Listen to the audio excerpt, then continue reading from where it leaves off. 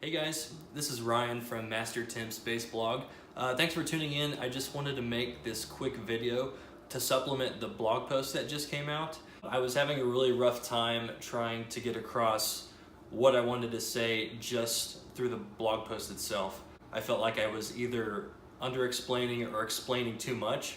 So in case that was a little confusing, that's why I'm making this video now. So the blog post is about how to learn a new instrument based off of one that you already play. And I see this a lot as I talk to other musicians, and especially other bass players. I feel like when I meet new people, the more and more I found out, oh, that person started playing in concert band. You know, they started playing the trombone or the trumpet or the tuba, saxophone, whatever it may be, and then later switched to the bass guitar. So today I'm going to talk about how I learned the bass guitar based on my experience with playing the trombone in middle school and high school band.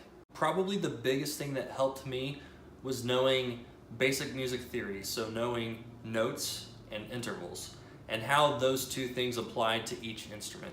So what I did to start out was I compared the trombone slide to the bass guitar fretboard. Your first position's right here, second position's going to be a little further out, third position is going to be about right there, and then your fourth position is going to be right about where the bell is, and then so on and so forth. It keeps moving down.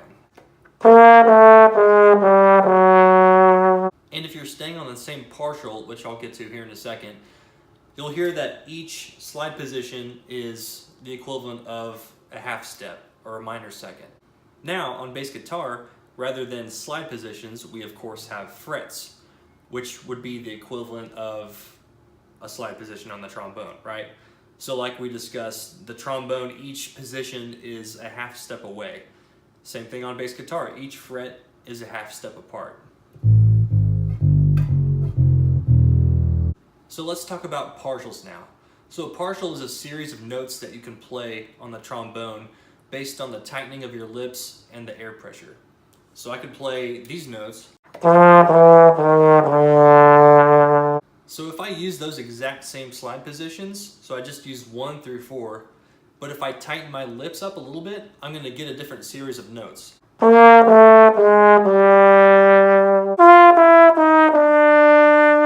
So same slide positions, just different notes. Now on the bass guitar, rather than partials, I have different strings, right? So same concept. I can play these notes, and if I play those exact same frets but I move up a string, I'm going to get a different series of notes, right?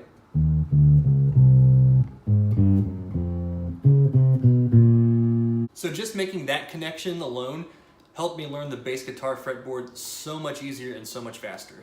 So another similarity between these two instruments is just knowing that they're both bass clef instruments. So I kind of got lucky with that one. I didn't have to do any sort of transposing.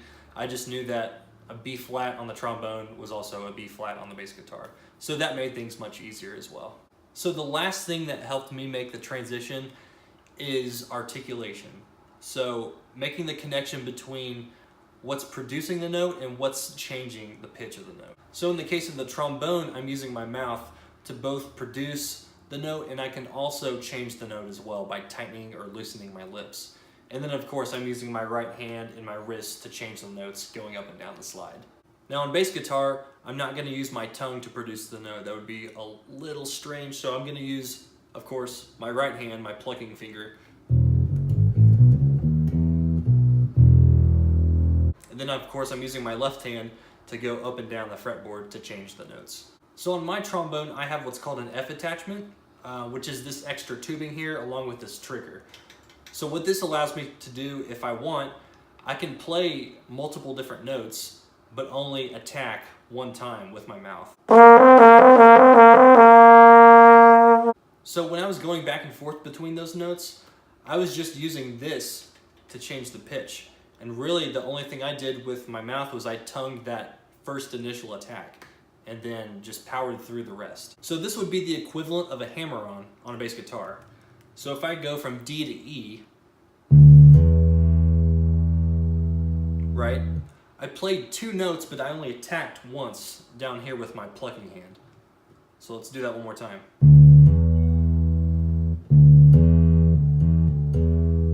And of course, you got the fun one. You've got the glissando on the trombone.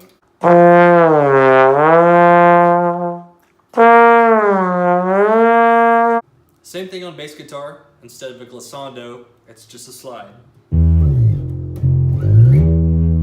So yeah, there you have it. I hope that was useful to you, and I hope that really helps you in your musical journey as you're learning the bass guitar or whatever instrument you're trying to tackle. So again, thanks for watching. We'll see you next time.